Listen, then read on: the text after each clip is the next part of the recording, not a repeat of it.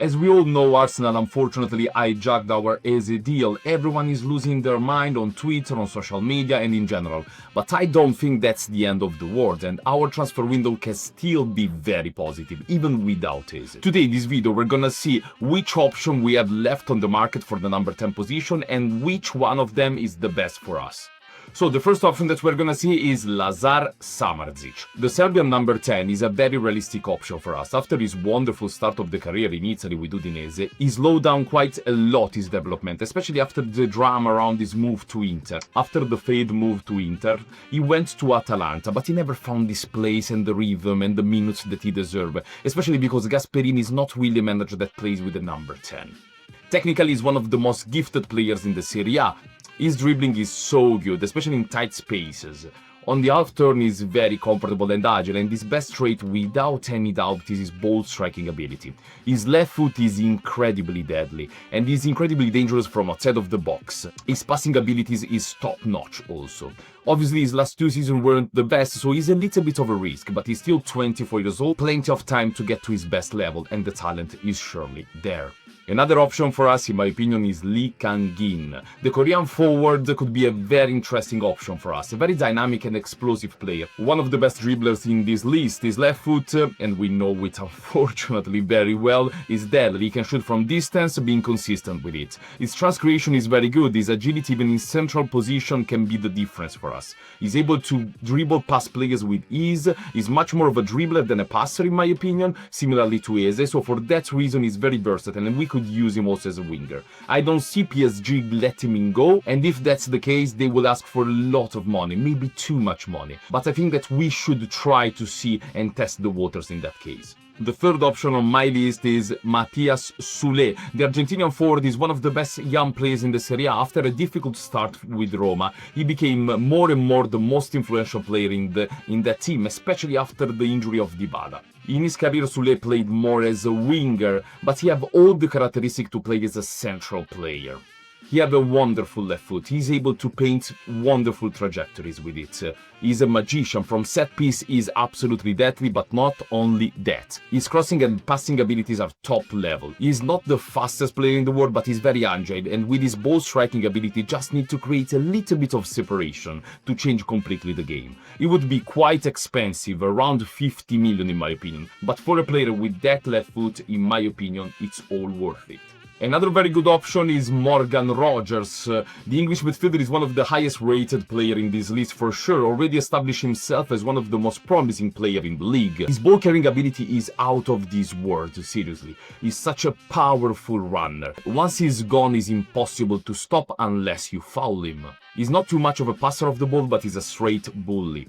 On top of this, he has a very good eye for the goal, and his movements in the box are incredibly good. He scored 8 times and he assisted 11 times last season in the Premier League, numbers of a future superstar. The problem in this deal is the fee that Aston Villa would ask, that in my opinion would be way too much for us. Another player that we can get in that position is obviously Xavi Simons.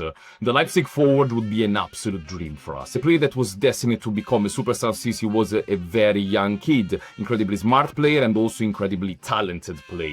He's able to play in all positions behind the striker, second striker, attacking midfielder, or also as a winger if you need him. He's fast and explosive, very creative in the 1-against-1, and dangerous in front of the goal. 10 goals and 7 assists last season in the Bundesliga, but he's a player that offers you much more than that. He can drop deep, he can play make, and he can also dribble in the 1-against-1. So, as we said, he can play in different positions. He's such a complete player. This move would be an absolute dream for us, but I see this as a little bit unrealistic, especially because in my opinion future will go to Manchester City or Liverpool, so in my opinion he's trying to wait for that move. Now let's talk about 3 deals that in my opinion are a little bit more realistic in our situation. The first one is Bilal El Khanous. A player that established himself last season as one of the most technical and talented players in the league. Wonderful first touch, an incredible eye for the pass, is very creative and his range of passing is almost unlimited. That makes him a perfect player for our system, especially with Kudus on the wing. His ball striking ability is so good and he showed in numerous occasions that he can score from outside of the box.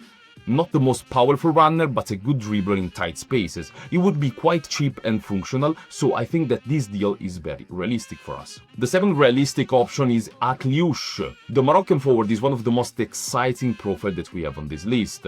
Tall, agile, and incredibly creative. His dribbling abilities are insane, so unpredictable and exciting, a player that you would pay the ticket to watch. He played a lot as the right winger, but in my opinion he will thrive a lot in central position, especially thanks to his characteristic, the ability to control the ball on the half turn, and his dribbling ability is so unpredictable that centrally, in my opinion, you will get the best out of it. Also because he's not the most explosive player like your usual winger, so I feel like further up in his career he will more and more develop into a central player. He scored 5 goals and he assisted 10 times in the last Ligue 1 campaign, and he was immediately recognized as one of the most talented players in France.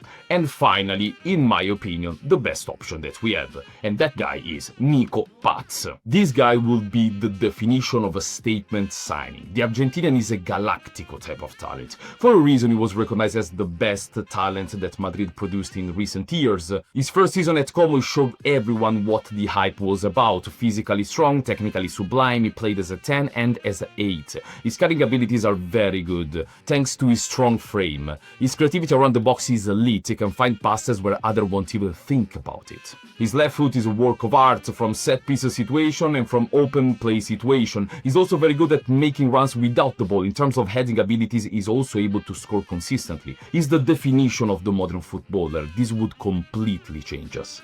In the end, I want to talk about 2 players that have seen been linked with us, but that in my opinion we shouldn't go for. The first one is Harvey Elliott.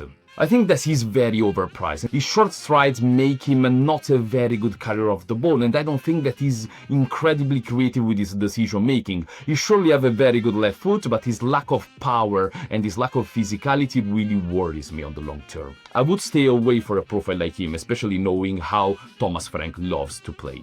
Lorenzo Pellegrini is the second name that I would stay far away from. The Italian number 10 surely have very good technical qualities, but I think that the lack of intensity and the fact that he's not very dynamic will be a huge problem in the Premier League. I don't think that he'll be able to cope with that, especially knowing how injury prone he is. As you can see, guys, it's not time to panic. There are plenty of options, as you can see, that will be as good or even better than Eze.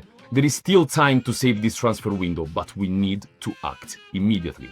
Thank you so much, guys, for watching this video. If you like the video, leave a like, a comment and a subscribe. I will really appreciate it. And thank you so much. Goodbye.